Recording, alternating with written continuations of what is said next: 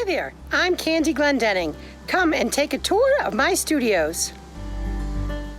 So I'm a textile artist, and what that means is that I dye fabric so I can have just the color and texture that I need for my artwork, both art quilts, everyday art, and hand-dyed scarves as well.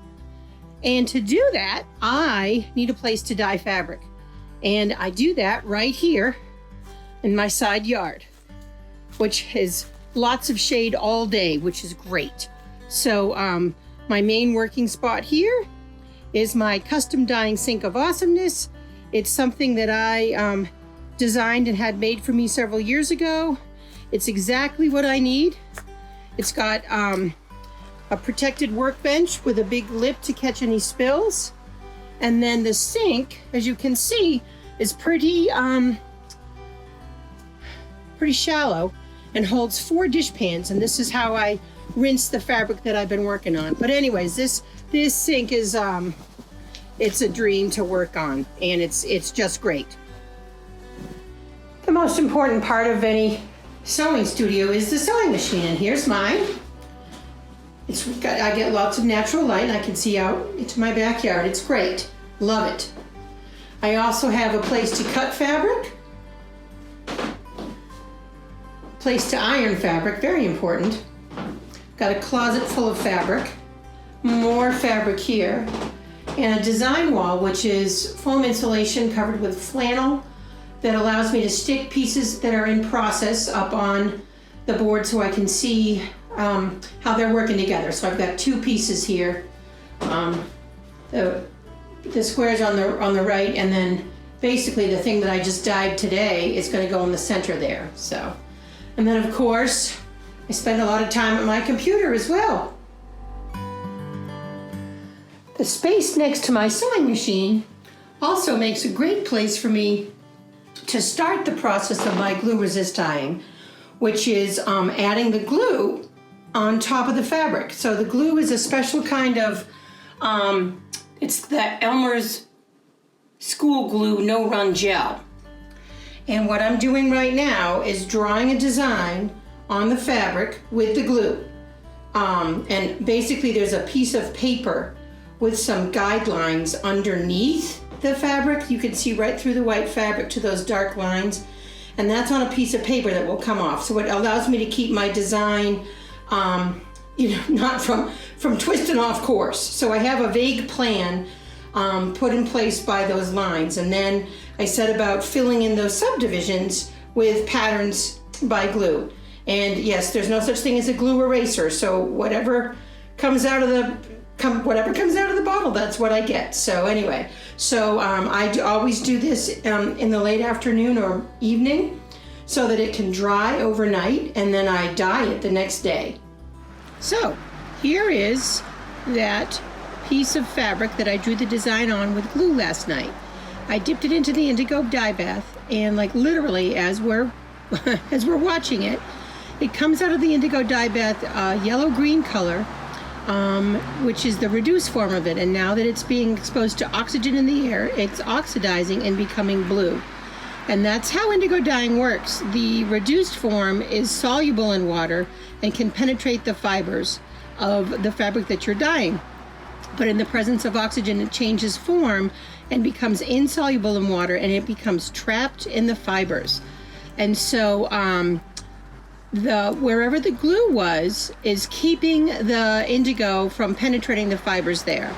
So you can see the design a little bit, and this is a first dip. I'll do at least two dips more. Well, you can see it quite well actually. But what we're seeing now is the glue that is dried in the fabric is keeping the indigo, but some of the indigo will kind of sit on top of the glue. Anyway, so it is it's oxidizing, and I'm going to do some more dyeing, some indigo dyeing, while I wait for this to completely oxidize, and then I will dip it again, and I will dip it again. So in each dip, more of the yellow-green reduced form will penetrate and end up becoming bluer and bluer and bluer.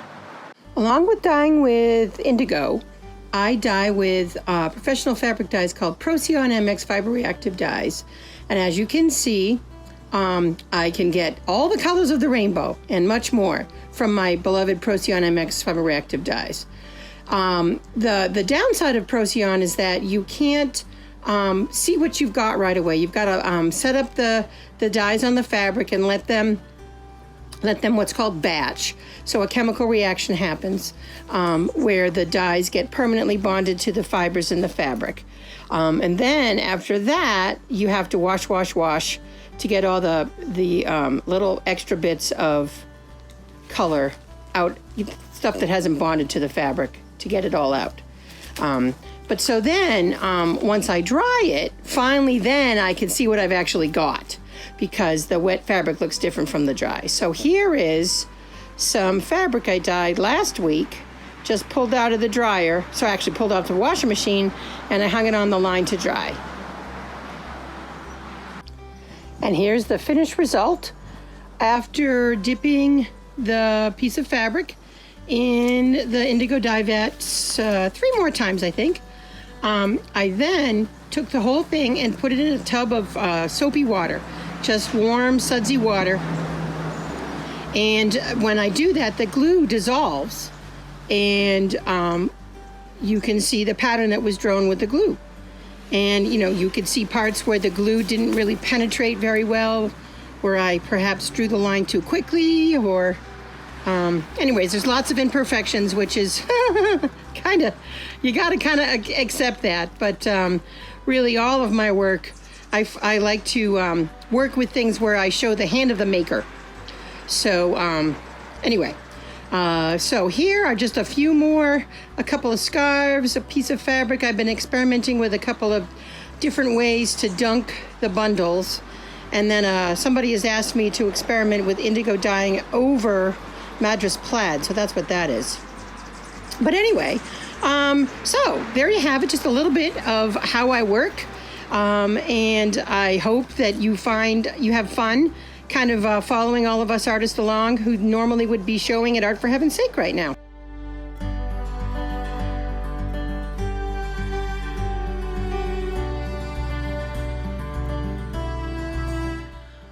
I hope you enjoyed this little peek into my colorful world. If you want to learn more, stop by my blog at candiedfabrics.com or find me on Instagram or Facebook as Candied Fabrics.